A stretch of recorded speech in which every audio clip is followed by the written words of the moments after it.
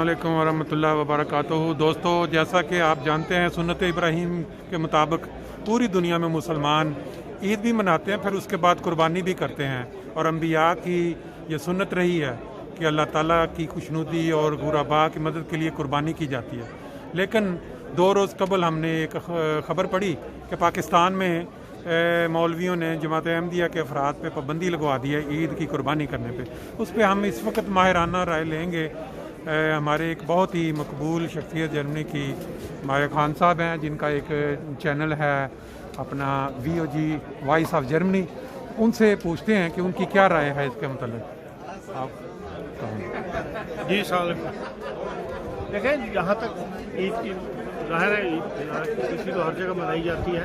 اور جو کچھ پاکستان میں ایک لمبے عرصے سے یہ ایک روٹین بن گئی ہوئی ہے کہ تحفظ خط نبوت والے جو ہیں وہ ایک خط نکالتے ہیں اس سے پہلے،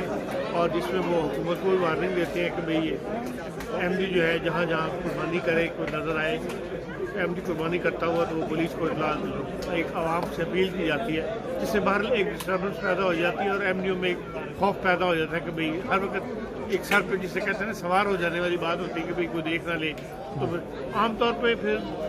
لوگ وہاں پر چھپ کے قربانی کرتے ہیں، یا پھر کمپاؤنڈ کے اندر قربانی اجتماعی قربانی کی جاتی ہے، وہاں پر سارے لوگ احمدی اپنے علاقے کے جو ہے وہ کمپاؤنڈ میں بند کرتے ہیں۔ یہ پابندیاں جو ہیں ایک عرصے سے ہمارے ساتھ سلوک کیا جا رہا ہے، اور گورنمنٹ جو ہے وہ بھی مجبور ہو کر اس ایک خط کو اتنی اہمیت دیتی ہے کہ DC کا لیٹر بھی ایشو ہو گئے ہیں، پولیس کے لیٹر بھی ایشو ہو گئے ہیں، جس کے اندر وہ ان کی لینگویج جو ہے اتنی سخت نہیں ہے، لیکن بہرحال انہوں نے ان کو تو مجلس تحفظ خط کے خط کو قبول کیا ہے، اور اس کے جواب میں انہوں نے وہ لیٹر نکالا ہے اور کہا ہے کہ بھئی ہاں لوگ ہیں جو ہے اس کے سب جو قربانی کا اگر احمدی کو کرتا دیکھیں تو وہ ہمیں اطلاع دیں۔ یہ پر اس سے ایک احمدی ایک خوف کی فضا میں عید مناتے ہیں، جس سے جب خوشی خوف کی فضا میں منائی جائے تو پھر اس کی خوشی نہیں رہتی انسانوں کو۔ بہرحال جو فریضہ ہے وہ تو ادا کر رہا ہے، اور دعائیں کر سکتے ہیں کہ اللہ تعالیٰ اس قوم کو عقل دے، اور جو کچھ اس قوم کے ساتھ ہو رہا ہے اس طرف ان کی توجہ نہیں ہو رہی، اس طرف ان کا دھیان نہیں جا رہا کہ یہ ہمارے پر دن بہ دن جو حالات تنگ ہوتے چلے جا رہے ہیں، معاشی طور پر بھی، سیاسی طور پر بھی، اور جسے کہنا چاہیے کہ جو سماجی طور پر بھی معاشرہ جو ہے وہ آپس میں جس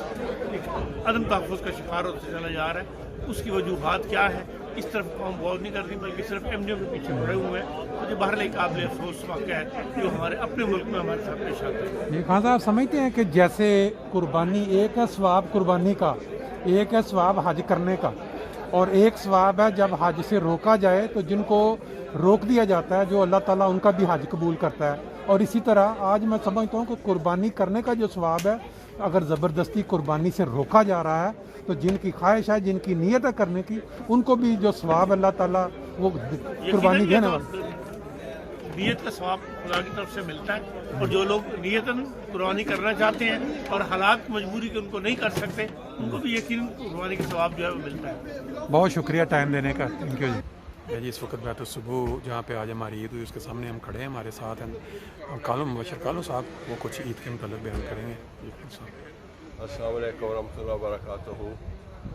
اس پیغام کی وساطت سے تمام دنیا میں پھیلے ہوئے احمدیوں کو السلام علیکم ورحمۃ اللہ وبرکاتہ، اور دلی عید مبارک۔ اللہ تعالیٰ سب کو اپنے فضلوں سے نوازے۔ اس موقع پر ہمارے بہت سے دوست دنیا بھر میں پھیلے ہوئے اور خصوصاً فرینکفرٹ میں ایسے ہیں جو پچھلے سال ہمارے ساتھ عید جنہوں نے منائی اور آج ہم سے جدا ہو گئے ہیں۔ اللہ تعالیٰ انہیں اپنی مغفرت کی چادر میں ڈھانپ لے، اور ان کے جو لاحقین ہیں، پسماندگان ہیں، عزیزان ہیں، ان کو صبر جمیل عطا فرمائے، اور ہم سب کو اپنے فضلوں سے ہر سال اسی طرح عید منانے کی توفیق عطا فرمائے۔ جزاک اللہ۔ وہ جو پاکستان میں بعض بدبخت مولوی جنہوں نے ہماری قربانیوں پہ وہاں پاکستان میں اس وقت جو حالات ہیں، بلکہ کئی سالوں سے ہیں، کہ وہ بدبخت ہمیں یہ قربانی نہیں، سنت ابراہیمی پہ عمل نہیں کرنے دے رہے، اور پاکستان کے احمدی جو ہیں اس وقت بعض ایسے ہیں کہ وہ قربانی کرتے ہی نہیں ہیں، کیونکہ وہ گرفتار کر لیتے ہیں اور وہ گوشت چھین لیتے ہیں، اور عجیب وہاں اسلام ہے۔ اللہ تعالیٰ انہیں ہدایت دے،